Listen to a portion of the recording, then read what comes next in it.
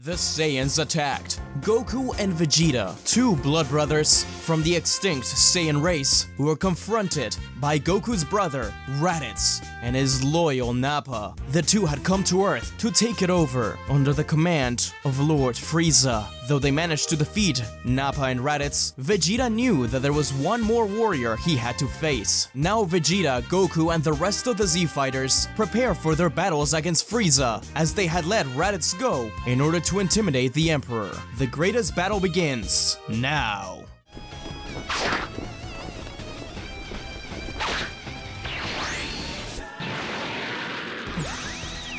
Welcome to a new episode of What If Goku and Vegeta Went to Earth Together.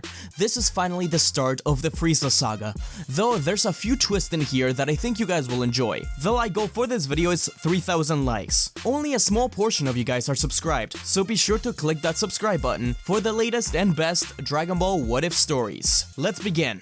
Earth's most formidable fighters gathered together to formulate a plan. Previously, Raditz and Nappa attacked Earth while looking for Kakarot and Prince Vegeta. Though Raditz was left alive, this was only so he could warn Frieza about his impending doom. It was clear to Vegeta that if he wanted peace, he would have to approach Frieza himself. Krillin thinks this is far too dangerous, and Piccolo agrees, but if they attacked Earth before, they will do it again with stronger forces. Goku says that it's going to be too dangerous for the kids, so Gohan and Trunks will remain on Earth despite their protests. With the help of Bulma, they create a brand new spaceship, one with gravity chambers that are strong enough to contain them all. Vegeta is a little anxious about the battle ahead. This is what he had been training for all his life, but Goku encourages him. He knows that his older brother can do anything he sets his mind to. Vegeta thanks him for his conviction and promises that he will make not only Goku proud, but also the whole Saiyan race, and especially little kid Gohan and Trunks. The team takes off to space in search of Frieza. Raditz kneels before his emperor, sweat dripping from his forehead as he finishes explaining his defeat and the rest of the situation. Frieza slams his tail against the ground, creating a shockwave. He was extremely angry. Raditz feared for his life, but the emperor simply pet him, saying, "Oh, Raditz, you are proof that there is such a thing as a good Saiyan. I've got plans for you. Come." While on their way to planet Frieza, Goku, Vegeta, Krillin, Piccolo, and Tien all trained. Thanks to Bulma and her father, this spaceship was equipped with a gravity chamber, though Piccolo had to stop the two Saiyans multiple times in case they got near to destroying the ship.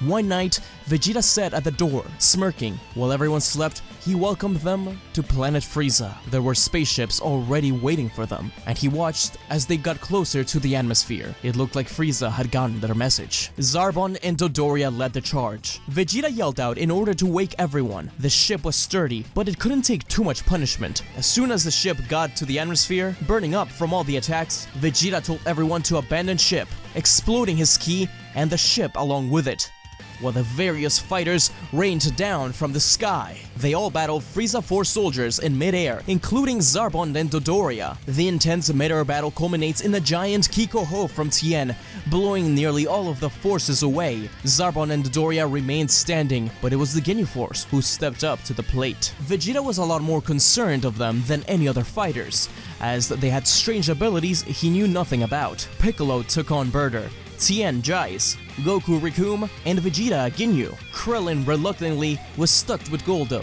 but thankfully he was killed pretty quickly as the battle began, while doing rock, paper, scissors. Vegeta commanded everyone to attack while they're still playing their silly little game, and without questioning it, Krillin launched a Kienzan that cut Goldo's head clean off. The Ginyu Force was angry and stronger than most of the fighters, though Vegeta and Goku proved to be incredibly formidable foes, thanks to the teachings of their grandfather and Master Roshi. They could barely be touched. It went on to the point where Ginyu's body changed in the middle of battle, but Piccolo watched the altercation and kicked Burter into the beam's trajectory. He tried to exchange bodies again, but as the other Ginyu Force were destroyed, Vegeta grabbed Ginyu's body by the face and held him up, causing him to exchange back and throw him through the throne room doors. As it happened, Zarbon and Dodoria begged for mercy, but a foe sat on the chair within the throne room, blasting two beams through the soldiers. The room was dark, and Ginyu slowly struggled to inch himself to the throne in order to ask for help from Frieza. Lord Frieza. I'm sorry, Captain, but Lord Frieza had a previous arrangement. You shouldn't have told me to tell Frieza that you were coming, Prince. Where is he? Brother, Frieza's already on Earth, you fool. Not only that, but he's found new forces on that planet. Looks like your own planet has betrayed you. Vegeta's eyes shook with anger, dropping to his knees. But it was Goku putting his hand on his shoulder that triggered him. That means Gohan and Trunks. Vegeta screamed in anger, rushing in to attack Raditz. This had been their only chance. This is what all their training had led to. But that coward escaped. Raditz simply laughed as Goku screamed in anger. Vegeta punched Raditz through a wall as he screamed, then walking over to him and grabbing him by the neck, his aura bursting open in golden ki. Neither Goku nor Vegeta could contain themselves. Vegeta dropped Raditz, and the Saiyan couldn't believe what he saw. This immense power, this transformation. Could this be Frieza? You will pay. Super Saiyan! In the meantime, on Earth, Frieza looks onto the horizon of his subject, Earth, smiling proudly. Oh, Doctor, I'm so glad I didn't kill you when my forces found your lab. Your android truly has been great help. He took down those pesky warriors easily. Dr. Gero stands next to Frieza, as does 19.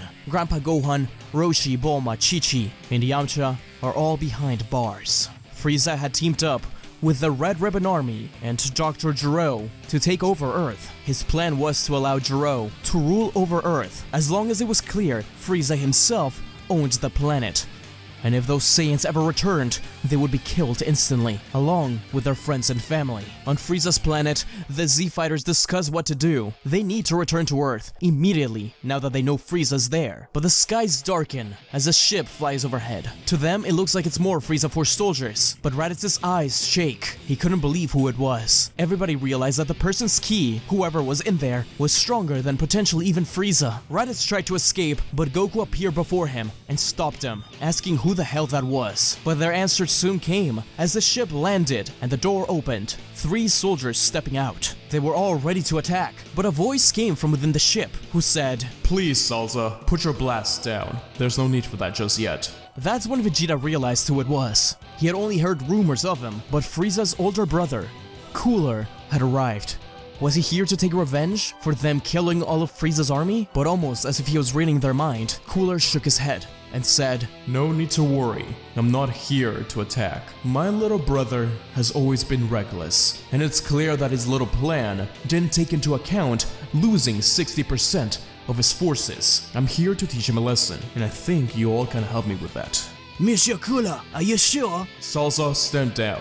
Any of these fighters are strong enough to take you on, and I don't want to kill them just yet. We have a common interest. I want to kick my brother's ass, and they want Frieza out of their home. Plus, above that, everyone's scouters blew up while we were landing. You too must be Super Saiyans, the very first of your kind in a millennia. As long as I get to fight powerful opponents like you, and you keep serving me as sparring partners, then you have nothing to worry about. So what do you say, Saiyans? Will you come to Earth with me? The heroes reluctantly agree. The ship blasted off towards planet Earth, where it arrived sometime after. In the meantime, however, Gohan and Trunks, the 2 youngest Z-Fighters, have been doing what they can, fighting the Frieza Force's mightiest members. The 2 were extremely powerful, and have grown in power after the battle against the Saiyans. While in Cooler's spaceship, Goku, Vegeta, and Raditz spent a lot of time together. The 2 brothers had forced Raditz into the spaceship, making sure that they would deal with him later. Cooler thought that it was ridiculous that Lord Frieza had entrusted a Saiyan with taking care of his planet. Clearly it didn't work out, and above that, sooner or later he would turn against them. Goku talked to Raditz about how their race wasn't all about just killing and taking over planets. Vegeta's a prime example of that. He changed a lot. He had that mindset for a while, but eventually, through training and the love from the people of Earth, he changed for the better. Raditz said that it was too late for him, and that this was the only way he knew. This was his life. He had to do anything he could to survive ever since the destruction of planet Vegeta. Why was it Kakarot that was spared? Why was he the only one that was sent away? Why did his parents care about him more? Those are questions that Raditz had asked himself for many years. Goku put a hand on Raditz's shoulder, but he simply slapped it away. Raditz wasn't ready to listen to this, but over time, as they traveled to Earth, they get to know each other a lot better. Raditz knew he couldn't stand up against two Super Saiyans, so he just had to listen. As much as he tried to deny it, Goku did start to make sense eventually to him. Even Vegeta himself chimed in, telling Raditz that Bardock did want to save both of his children, but it wasn't really an option at the time. Raditz didn't know how to feel, but as they traveled to Earth, his heart was changing, and he knew he would have to make a choice sooner or later. Eventually, Cooler's ship zoomed over planet Earth, and from above, everyone could already see smoke coming from the various buildings. Vegeta balled up his fist as he watched Capsule Corp being engulfed by flames. All he cared about was knowing if Bulma and Trunks were okay, as well as Gohan and Chi-Chi. Goku gulped, looked at Vegeta, and nodded. They were ready. The spaceship landed a little further away from the city, and all of the Z-Fighters stepped out. They could feel the faint presence of Master Roshi, Grandpa Gohan, and the rest. At least they were okay. But as they concentrated more, they realized that Trunks and Gohan were not with them. They were somewhere else. They were fighting. Goku and Vegeta wasted no time, and despite the other Z-Fighters trying to stop them, they rushed towards their ki. They found them in the middle of a city, fighting against Frieza Force soldiers, as a strange-looking mime commanded the forces. They couldn't sense that guy's ki, but Gohan and Trunks were doing very well. They were very happy to see their parents, and the mime locked onto them, analyzing them. He finally confirmed those were Goku and Vegeta, but this strange new Super Saiyan transformation was something completely new to him. He had no record of it. Goku tried to ask who this being was, but to no avail. This Android 19 was freed earlier than he should have. After all, Frieza found Dr. Gero, and he was about to kill him until Gero offered his expertise. So this 19 isn't exactly as refined as the one we know from the original story.